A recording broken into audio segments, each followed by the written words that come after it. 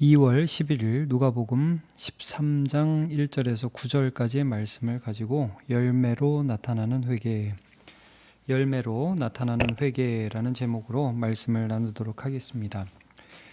우리가 누가복음 12장에서 쭉 본 주제 중에 하나가 재림이죠. 예수님이 다시 오실 것인데 그걸 준비해야 된다. 이제 예수님이 세례를 받으시는데 그 세례라는 것은 십자가를 통해서 우리의 대표로서 우리에게는 의를 주시고 우리가 받을 심판은 예수님이 받으시고 이게 예수님 받을 세례잖아요. 이제 이걸 받으실 건데 그 일로 인해서 세상은 명확히 두 가지로 구분될 거라는 거죠. 예수님을 받아들이는 사람과 예수님을 받지 않는 사람. 그래서 서로 분쟁하게 될 것이고 이제 예수님이 다시 오실 때를 우리가 기다리면서 말하자면 종말의 시대를 살아가고 있고 이게 마지막 기회가 될 것이다. 너는 왜 시대를 분별하지 못하냐? 지금이 어떤 때냐? 예수님이 회개를 촉구하십니다. 그리고 어제 본문의 마지막 부분에서 어떤 부분을 말씀하시죠? 재판장에게 끌려가는 도중에 너를 고소하는 자와 화해를 해야 돼. 너네 길 위에 있을 때 화해를 해야 돼. 가서는 안 돼. 그러니까 이제 예수의 십자가로 우리의 구원을 이루신 그분을 받아들여야지 이걸 거부하고 지금 아직은 길 위에 있고 너네가 기회가 있는데 주님이 다시 오실 때는 이제 끝난 거야. 이런 말씀을 해주시잖아요. 쭉 이런 말씀을 해주시니까 세대들이 아마 이런 생각을 했던 거죠. 진짜 우리가 회개 안 하면 심판받아요. 그러면서 오늘 본문에 이런 얘기를 예수님께 이런 말씀을 드려요. 1절 그때 마침 두어 사람이 와서 빌라도가 어떤 갈릴리 사람들이 피를 그들의 제물에 섞은 일로 예수께 아뢰니 이런 참사가 있었어요. 갈릴리 사람들의 피를 그들의 제물에 섞었다. 이제 아마 어떤 갈릴리 사람들이면 이제 이스라엘 북부 사람인데 하나 이게 예물을 드리는데 그 예물을 드리는 가운데에서 그 당시 총독이었던 빌라도가 이제 이 사람들을 처형하는 일, 그래서 그냥 제물과 함께 그들이 죽는 어떤 비참한 사고가 일어났다 이거예요. 그러니까 이게 심판이죠. 이런 투로 예수님께 말씀을 드렸던 것 같아요. 그러니까 이제 우리 조심해야 돼. 맞아요. 회개해야 돼. 안 그러면 이렇게 죽는 거 맞죠? 근데 은근히 어떤 말투가, 어떤 의도가 숨어 있는 거예요. 그 사람들 죄 지어서 그렇게 된 거 아니에요. 우리는 아니죠. 이런 말투가, 이런 의도가 그들의 말 속에 담겨 있습니다. 예수님이 뭐라고 말씀을 하시냐면 2절에 이 갈릴리 사람들이 이같이 해 받음으로 다른 모든 갈릴리 사람보다 죄가 더 있는 줄 아느냐? 죄가 더 많아서 이렇게 그 사람들이 억울하게 죽은 줄 알아? 자, 3절 너희에게 이르노니 아니라 너희도 만일 회개하지 아니하면 다 이와 같이 망하리라. 그러면서 그것이 그들의 특별한 죄라고 할 수 없다고 주님 말씀하시면서 너네도 회개해. 그러면서 한 가지 예를 더 드세요. 4절 또 실로암에서 망대가 무너져 치워 죽은 18사람이 예루살렘에 건 다른 모든 사람보다 죄가 더 있는 줄 아느냐? 3절하고 똑같은 말씀이 5절에 반복되죠. 너희에게 이르노니 아니라 너희도 만일 회개하지 아니하면 다 이와 같이 망하리라. 똑같습니다. 3절 5절. 이게 지금 무슨 사건을 또 하나 말씀하냐면 이건 이제 공사판에서 사고가 난 거예요. 이것도 똑같이 사고예요. 망대가 무너져서 18명이 죽었어요. 이게 오늘날로 하면 삼풍백화점이 무너진 거죠. 성수대교 무너진 거란 말입니다. 근데 사람들이 어떻게 생각을 하냐면 그 사람들은 무슨 죄를 지어서 이렇게 사고로 이렇게 죽냐. 이거 예루살렘에 있는 다른 사람들 다 그 사람이 더 많은 죄를 지어서 그래. 여러분 우리는 이 인간의 죄성인데 남보다 내가 낫다고 생각하려는 경향이 있어요. 나는 아니라는 생각하는 경향이 있단 말이에요. 그래서 우리도 여러분 사고를 보면 어때요? 삼풍백화점 이런 성수대교 무너지고 무슨 일이 있으면 꼭 어떤 원인을 찾으려고 막 그러잖아요. 근데 이제 이때 당시에도 사람들도 그랬고요. 여러분 대표적인 게 요한복음 9장에 보면 나면서부터 못 보는 자, 이제 나중에 실로암에 가서 씻고 나음을 받는 자, 그 자에 대해서 예수님이 어떤 질문을 받습니까? 요한복음 9장 2절에 보면 제자들이 이렇게 묻죠. 라비여, 이 사람이 맹인으로 난 것이 누구의 죄로 인함이니까? 자기니까? 그의 부모니까? 이게 이렇게 된 거는 틀림없이 누군가 죄를 지어서 이렇게 된 거예요. 이 사람들의 의식이 그렇죠. 근데 여러분, 우리가 이제 피해자, 어떤 어려움을 겪은 사람의 입장에서 본다면 이런 질문들 자체가 얼마나 기분 나쁘고 더 상처받는 건지 아시죠? 내가 아픈데 무슨 죄를 지어서 아픈 거야? 이 욥이 받은 그런 의심, 친구들로부터의 비난과 똑같은 것입니다. 네가 분명히 뭔가 잘못을 했기 때문에 이런 어려움이 있는 거야. 근데 예수님이 뭐라고 지금 계속 말씀하냐면 너네도 똑같아 라고 말씀을 하셔요. 너네도 안 그러면 다 망한다. 그럼 여러분, 이게 무슨 말이냐? 한번 생각을 해보세요. 실로암 망대가 무너져서 18명이 죽었어요. 그럼 누구 잘못이죠? 실로암 망대를 지은 건축자의 실수였을 가능성이 제일 높습니다. 아니, 빌라도 때문에 사람들이 죽었어요. 그럼 누구 잘못이에요? 억울하게 그 사람을 죽였다면 이게 빌라도가 나쁜 짓을 한 거죠. 죄의 결과는 맞아요. 근데 이걸 피해자의 탓으로, 아니 제가 틀림없이 그런 것도 있지만 제가 잘못해서 이렇게 된 거야 라고 함부로 판단하는 것은 매우 안 좋은 습관입니다.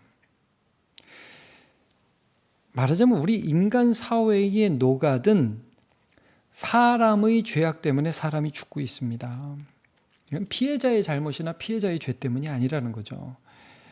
예수님이 지금 이렇게 말씀해요. 너희도 만일 회개하지 아니한다면 이 사회에, 우리 인간 사회에 하나님을 버린 인간들 안에 있는 죄악 때문에 우리는 망해가고 죽어갈 수밖에 없다는 거예요.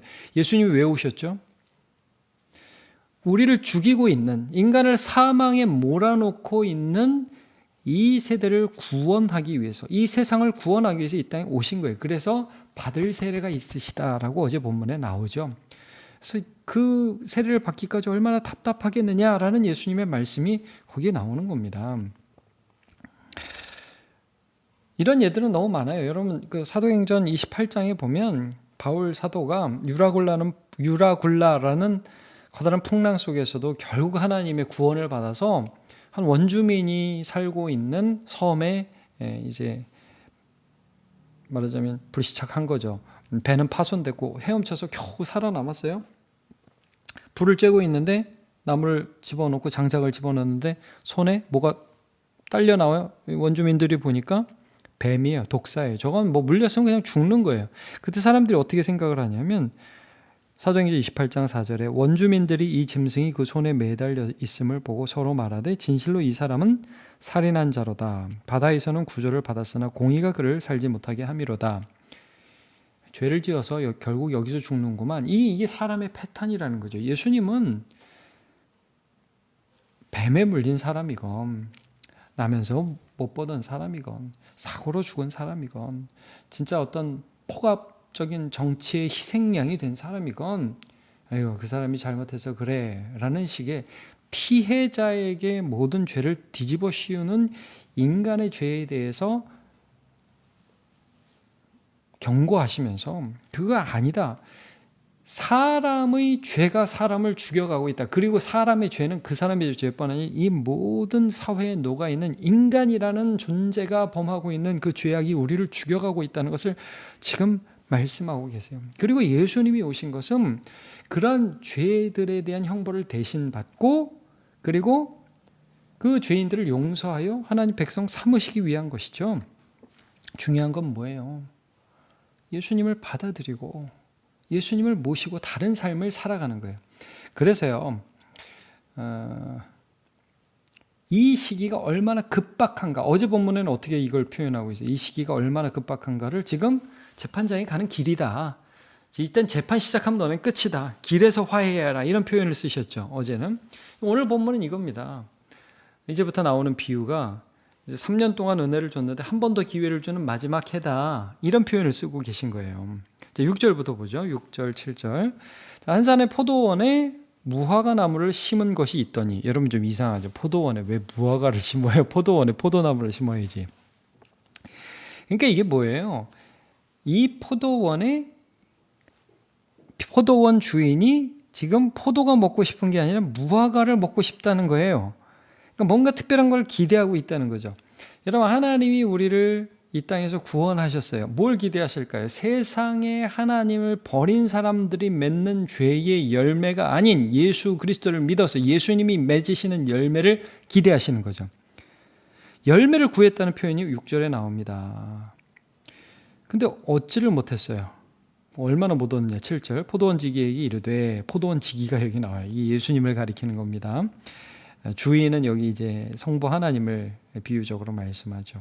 자, 내가 3년을 와서 이 무화과 나무에서 열매를 구하되 얻지 못하니 찍어버리라. 야, 3년 정도면 충분히 했다. 그 정도면 열매를 맺어야 되는데 안 되는구나. 땅만 버리겠느냐. 이 정도 했으면 열매 맺어야 된다. 열매. 이 포도원 지기, 예수님을 이제 비유로 말씀하는데 뭐라고 대답하죠? 8절에 대답하여 이르되, 주인이여 금년에도 그대로 두소서. 내가 두릅하고 거름을 주리니. 은혜를 쏟아붓겠다는 말입니다. 여러분, 이제 9절을 먼저 읽고 설명을 드리겠습니다. 이후에 만일 열매가 열면 좋거니와 그렇지 않으면 찍어버리소서 하였다 하시니라. 여러분, 열매라는 게 뭐예요? 열매라는 거는 자연스러운 결과물이라는 거예요. 그러니까 두릅하고 거름을 얻은 나무에게서 자연스럽게 나오는 결과들이라는 거예요. 그러니까 말하자면 여러분, 회개라는 거는 단순히 죄를 슬퍼해가 아니라 하나님께로 돌아서는 거죠. 예수님을 받아들이는 거죠. 그러니까 회개라는 게 그냥 눈물을 흘리고 슬퍼요, 내가 잘못했어요, 끝이 아니라 말하자면 예수님을 받아들여서 그 예수님이 내 삶의 이유가 되어서 그 예수님이라는 열매가 내 삶에 나타나는 거, 이게 하나님이 기대하시는 것이라는 것을 말씀하고 있습니다. 그래서 여러분, 그 세례 요한이 회개에 대해서 말씀할 때 사람들이 와서 뭐 해야 되냐고 그러니까 이렇게 대답했어요. 누가복음 3장 8절에 그러므로 회개에 합당한 열매를 맺고 속으로 아브라함이 우리 조상이라고 말하지 말라. 내가 너희에게 이르노니 하나님이 능히 이 돌들로도 아브라함의 자손이 되게 하시리라 라고 말씀해서 회개에 합당한 열매라는 표현을 쓰고 계십니다. 뭐 해야 됩니까? 너네 회개해. 됐어. 울었어? 됐어. 그게 아니라 너희의 마음에 일어난 변화들이 어떤 식으로 너의 삶에 나타나야 할지 너네 지금 하고 싶어 하잖아. 그걸 해. 이렇게 열매들, 변화, 외적으로 나타난 변화들을 요구했어요. 그래서 그들에게 구체적으로 옷 없는 자는 옷 있는 자는 옷 없는 자에게 나눠줘라. 먹을 것도 있는 자는 없는 자에게 나눠줘라. 이게 회개의 열매다. 세리들은 부과된 것 외에 거두지 말아라. 군인들은 강탈하지 말고 거짓으로 고발하지 말고 받는 급료를 촉한 줄로 알아라. 이런 게 이제 열매라는 거죠. 그러니까 어제 본문으로 한다면 이런 거에 싸워서 막 재판장에 가고 있다면 너네가 정말 예수를 믿어서 그분을 받아서 그분이 내 속에서 일한다면 미안하다는 말을, 미안함이라는 태도를 갖고 해라 이거예요. 이게 열매. 예수를 믿은 그 증거들이 어떤 식으로 나타나든 자연스러워야 하지만 그것들이 외적으로 나타나야 된다라는 것을 예수님께서 지금 말씀하고 계신 거예요. 그러니까 그 증거들이 너네들에게 있냐? 그래서 3년이라는 시간, 충분히 기다려서 그것들이 나타날 수 있는 시간을 하나님은 기다리시고 주셔요. 그러니까 여러분, 초신자나 아직 내가 충분히 은혜를 받지 못한 분들, 여러분 은혜를 많이 받으세요. 다시 한번 말씀드리지만 열매는 억지로 맺을 수가 없어요. 여러분, 귤이 무슨 오늘 심어서 내일 귤이 나오고 그런 거 아니습니까? 이 세상에 그런 열매가 어디 있습니까? 물론 좀 빨리 자라는 식물들이 있지만 열매는 그런 식으로 맺혀지지 않습니다. 3년을 두루 걸음을 주고 파고 은혜 주고 물 주고, 아니 나도 모르는 사이에 이런 것들이 일어나는 거예요. 왜? 내가 누구를 모셔서, 예수를 모셔서. 그러니까 여러분, 예를 들어서 이제 삭개오 같은 경우에 이 사람은 이제 열매를 굉장히 빨리 맺은 그런 케이스이기도 한데, 삭개오 같은 경우 예수님을 보기 위해서 이 돌 감람나무에 올라가잖아요. 그러니까 사실은 삭개오 안에 어떤 예수님을 향한 갈망, 하나님의 일하심, 이런 게 충분히 이전부터 있었다는 것을 우리가 알 수 있습니다. 예수님이 내려오라, 오늘 너네 집에 들어가야겠다. 그러니까 이제 열매가 확 이렇게 튀어나오는데 어떻게 튀어나오냐? 누가복음 19장 8절에 삭개오가 서서 주께 여짜오되 주여 보시옵소서 내 소유의 절반을 가난한 자들에게 주겠사오며 만일 누구의 것을 속여 빼앗은 일이 있으면 내 갑절이나 갚겠나이다. 주님, 저는 이러이러한 일들을 하겠습니다라고 정말 결과물이 나오죠. 근데 여러분 한번 생각해 보세요. 예수님이 딱 보자마자 야, 너 저 재산 절반 좀 기부 좀 해라. 그러면 누가 하겠습니까 이걸? 삭개오가 예수님을 받아들이고 예수님이 자기를 알아봐 주시고 하나님의 아들이 나를 그분의 친구로 받아들여 준다는 감격한 것이 결과물로 이렇게 자연스럽게 나오는 거죠. 여러분 예수 믿으시죠? 그래서 이게 어떤 형태로든 나오죠. 여러분 이 열매라는 게 뭐라고 딱 규정 지을 수는 없어요. 그러나 죄에서 돌이켜서 예수 그리스도를 붙들고 하나님께로 나아간다는 증거들이 우리 삶에 하나하나 드러나고 있는지 한번 보세요. 그게 가짜라면 우리 여러분 다시 생각해 봐야 되는 거예요. 예를 들어서 누가복음에 쭉 보면 그 예수님의 식사 자리에 찾아가서 눈물로 발을 씻고 머리털로 발을 닦고 향유 옥합을 부은 여인은 그 눈물과 그 발 씻음이 향유를 부음이 그게 회개의 열매였어요. 여러분 베드로와 요한과 그 동업자들은 뭐예요? 주여 나를 떠나소서 나는 죄인이로소이다 라고 죄를 회개하잖아요. 근데 주님이 내가 너희를 사람을 낚는 어부가 되리라 하시니까 모든 것을 버려두고 예수님을 따르죠. 이게 여러분 이게 자연스러운 거라고요. 예수님을 마음에 모신 자들에게 그들의 삶이 이제 다시는 이전에 죄 마음대로 짓는 인생이 아니라 예수님을 따르는 삶으로의 전환이 일어나고 결과들이 나타나기 시작하는 것이라는 것이죠. 그 당시 대다수의 바리새인들이 예수님을 따르는 듯 간만 보고 안 따랐어요. 그래서 뒤에 가서 예수님 욕하고 비난하고 예수님 그들을 향해서 말씀하는 것입니다. 믿는 것 같아요. 선생님 말씀도 들어요. 그리고 고개도 끄덕입니다. 근데 그 사람들 다 예수님 못 박았습니다.